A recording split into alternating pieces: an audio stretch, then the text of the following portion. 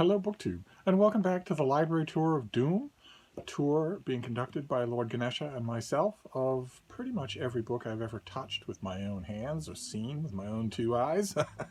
It started out with the idea of just a library tour, but it's metastasized into much more than that now. But we are still going through, I think the primary starting point would be the books that are actually physically here on the shelves in my library, like a normal library tour would have been if anything on this channel were normal. And today we're doing science fiction by a well-known name in that genre. We're going back over a decade. This is The City and the City by China Mieville, the author of Perdido Street Station, widely regarded as a science fiction masterpiece. And this is an odd book even for this odd writer. This is one of a small handful of science fiction and fantasy works that really don't have a whole lot of science fiction or fantasy in them. And I love that when that happens. Absolutely love that. This is the story of two cities, Olcoma and Betzel, who they coexist in a vaguely kind of Eastern European area, Eastern European type architecture and styles of food and culture and whatnot. And you might be thinking, well, okay, we've seen examples like that in human history, but these two cities exist in the same place. And again, you might hear that and say, okay, well, then we have the grounds for a science fiction story. What are they? Are they on slightly different vibrational planes? Is that what it is? But no, none of that is true. They exist in the exact same topography.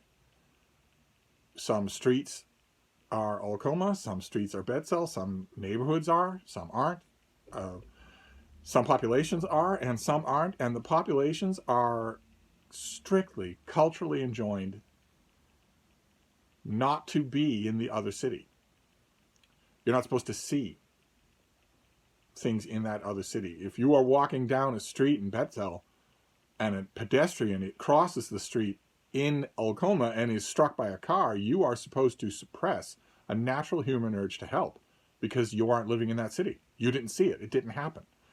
There are recognized exchange points, recognized checkpoints where citizens can travel between the two cities, even though on a technical level, technically speaking, they could simply cross the street or walk across the neighborhood. That is subject, doing that, ignoring the rules of these two cities, is subject to the fiercest possible legal and social reprisals. You absolutely cannot do that. It is totally forbidden. Instead, you line up with your goods and your reason for travel and your passport and whatnot, and you go to one of these checkpoints to cross from city to city. And at the beginning of this book, a dead body is found that was murdered in one city and dumped in the other, in flagrant violation of all the stuff that I'm just talking about.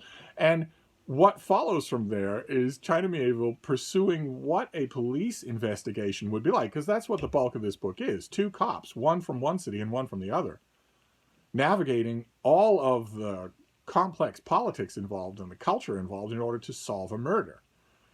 At the heart of this book there is a police procedural, not a science fiction epic. But he has the great idea of taking that incredibly fraught setting and then figuring out how would two relatively upstanding cops solve a murder mystery in a location like that. You know for sure that it's not the first murder that fits that description in these cities' histories, and that is fascinating. This makes for this is a great author anyway, and it makes for an utterly fascinating book, in which you are right along with the characters, trying to piece together the complications involved in what is going on here. How can you investigate a murder that on so many levels isn't supposed to have been possible to happen at all? How are you supposed to deal with this weird phenomenon of two cities sitting right on top of each other, right in each other's space? I thought it was absolutely fascinating. China Mieville flubs the ending slightly. I mean, that I come to expect that so much that I don't really rant much about it, especially when it's such a minor case as this. You're going to get to the ending, to the big reveal and the big climactic action in the book, and you're going to say, that's it? That's what we built all this up for? But you'll only say that for a bit, right? If that ruined the whole experience, then I wouldn't be praising this book, and I very much am. No, the whole experience comes back to you. You will remember these two cities and the people who live in them, what the people have to go through to live in them. You'll remember them long after you've forgotten a slightly forced ending. An ending that one of the rare instances with this author where I read the ending and honestly got the impression that he kept writing and writing and writing, enjoying chasing down the intricacies of his subject, and then literally did not know how to end it. I just threw something up there.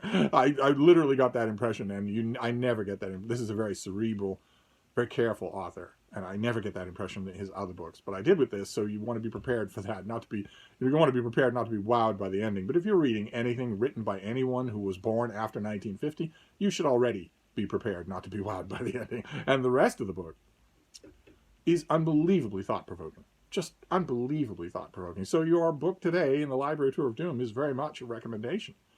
This is one of my favorite books by this author, who has never, in his career, written a book that I didn't like, and a handful that I've loved, and this is one of them. So there you go, a little science fiction. Only, as you can see from my description, you'd be hard-pressed to find actual science fiction in the book, in the sense that we understand the term. And I like that. I like that very much.